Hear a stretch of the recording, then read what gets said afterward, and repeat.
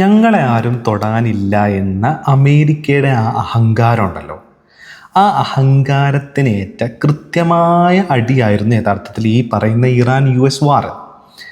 അത് MOU sign ചെയ്തതിന് ശേഷം അത് റദ്ദാക്കലും ഇപ്പം നടന്നുകൊണ്ടിരിക്കുന്ന ഈ വാറിൻ്റെ എസ്കലേഷനിലും ഇറാൻ നടത്തുന്ന പ്രസ്താവനകൾ നോക്കിയാൽ തന്നെ മനസ്സിലാവും അമേരിക്ക എന്ന് പറയുന്ന മിലിറ്ററി ജയൻറ്റിനെ എത്ര പുല്ലു വിലയോട് കൂടിയാണ് ഇവർ കാണുന്നത് എന്നുള്ളത്.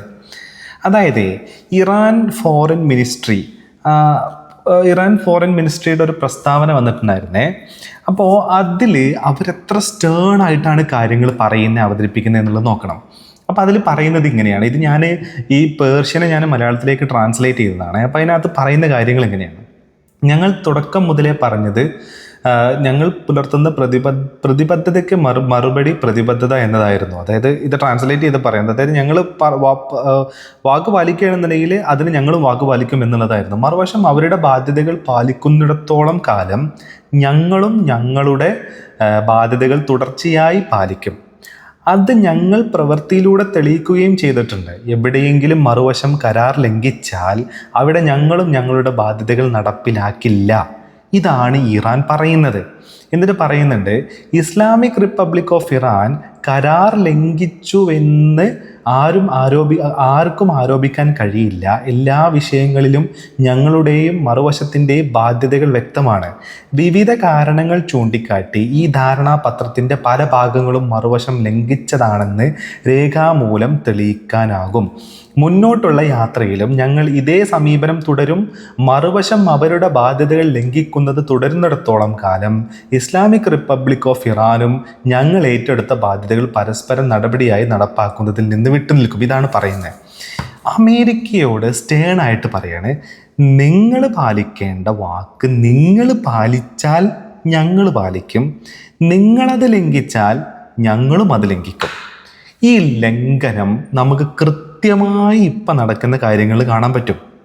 അതായത് ഹോർമൂസ് തുറക്കും, ഹോർമൂസിലൂടെ പോകുന്ന കപ്പലുകൾ ഇറാൻ്റെ അനുമതിയോടെ വേണം കടന്നു പോകാൻ എന്നുള്ളത് MOUയിൽ എഴുതി വെച്ചിട്ട് അതിൻ്റെ അപ്പുറത്തൂടെ പോയി വേറൊരു തുരങ്കം ഉണ്ടാക്കി മറ്റേ VPN വെച്ചിട്ട് നമ്മൾ വർക്ക് ചെയ്യൂലേ, അതേപോലെ ഇടയിൽ കൂടെ വേറൊരു പാത ഉണ്ടാക്കി അതിലൂടെ നമുക്ക് ആവശ്യമുള്ള കപ്പലുകൾ അങ്ങ് കയറ്റിവിടാം. എന്നിട്ട് ലോകത്തിൻ്റെ 20% എണ്ണ കയറ്റുമതി അങ്ങനെ ഇപ്പോൾ ഇറാൻ്റെ കയ്യിലോട്ട് കൊടുക്കണ്ടെന്ന് പറയുന്ന ആ തീരുമാനം ഉണ്ടല്ലോ, ആ തീരുമാനം എപ്പോൾ ലംഘിക്കപ്പെട്ടോ അപ്പം മുതൽ ഇറാൻ കൊടുത്ത വാക്കുകൾ ലംഘിക്കാൻ തുടങ്ങി എന്നുള്ളതാണ്. അത് നമുക്ക് കാണാം. അതായത് ഈ കപ്പൽ ചാലുണ്ടാക്കാനുള്ള അമേരിക്കയുടെ ശ്രമവും അതിലൂടെ ഒരു കപ്പൽ കടത്തിവിടാൻ അമേരിക്ക ശ്രമിച്ചതുമാണ് ഇപ്പോൾ ഉള്ള ഈ പ്രശ്നങ്ങളുടെ കാരണം. ഇറാൻ ഉണ്ടാക്കിയെടുത്തതല്ല. കപ്പലുകൾ അതിലൂടെ ഇപ്പോൾ സുഗമമായി കടന്നു പോയിട്ടുണ്ടായിരുന്നു. ഇന്ത്യയിലേക്ക് അടക്കം കപ്പലുകൾ വരുന്ന കാര്യങ്ങൾ സംഭവിച്ചു അതിൻ്റെ ഇടയ്ക്ക്. അപ്പോൾ ഇതുപോലെ കാര്യങ്ങൾ സംഭവിച്ചുകൊണ്ടിരിക്കുമ്പോൾ ഈയിടെ കൂടെ പോയിട്ട് ബാക്ക് കൂടെ ഒരു കുത്തു കൊടുക്കാൻ വേണ്ടിയിട്ട് ശ്രമിച്ചു? അമേരിക്കൻ ടീമും ശ്രമിച്ചു. അപ്പോൾ ഇറാൻ എന്ത് ചെയ്തു? ബാഗ് കൂടെ ഒന്നും കുത്തിയില്ല, നേരിട്ട് പോയി 4 കുത്ത് തിരിച്ചു കൊടുത്തു. അപ്പം പറഞ്ഞു, ദേ അവന്മാർ ലംഘിച്ചു, ഇനി ഞങ്ങൾ ലംഘിക്കില്ല.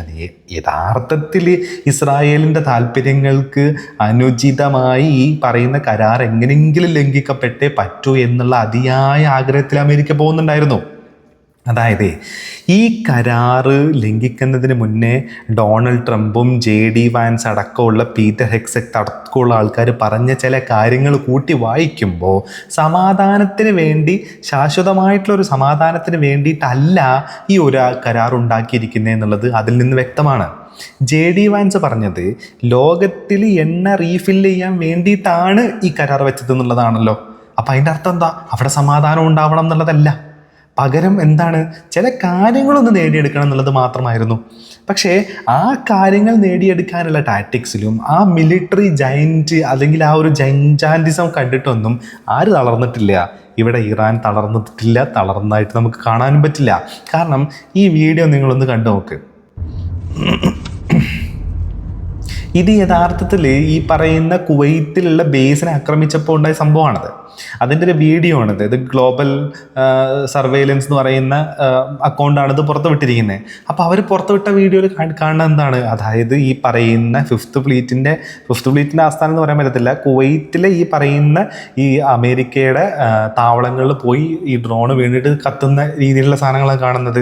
അസിമെട്രിക് വാർഫെയറിനെ ഇറാൻ കുറച്ചും കൂടെ ബ്യൂട്ടിഫുൾ ആയിട്ട് ഉപയോഗിക്കാൻ തുടങ്ങി കഴിഞ്ഞാൽ പിന്നെ നിൽക്കാൻ പറ്റൂല. കാരണം ഇപ്പം കോൺഗ്രസിന് കിട്ടിയേക്കുന്ന $80 കൂടെ ആ ഹോർമൂസിൽ അങ്ങ് മുങ്ങും എന്നുള്ള അവസ്ഥയിലേക്ക് മാറും എന്നുള്ളതാണ്. അപ്പം പറഞ്ഞു വരുന്നത് എന്താ വെച്ചാൽ, ഞങ്ങൾ ഭയങ്കര മിലിറ്ററി ജയൻ്റാണ്, ഞങ്ങൾ മറിച്ചതാണെന്ന് പറഞ്ഞിട്ട് വന്നിട്ട് കാര്യമില്ല. കാരണം വളരെ സ്റ്റേണായിട്ട് ഇറാൻ ഇവരുടെ മുന്നിൽ മുട്ടുമടക്കാതെ നിൽക്കുന്നു എന്നുള്ളതാണ് ഇപ്പം നടന്നുകൊണ്ടിരിക്കുന്ന ഈ സംഭവവികാസങ്ങളിൽ നിന്നെല്ലാം നമുക്ക് മനസ്സിലാവുന്നത്. മാസീവായിട്ടുള്ള അറ്റാക്ക് അമേരിക്കയുടെ ഭാഗത്തു നിന്നുള്ള ഇറാൻ്റെ നേരെയുണ്ട്.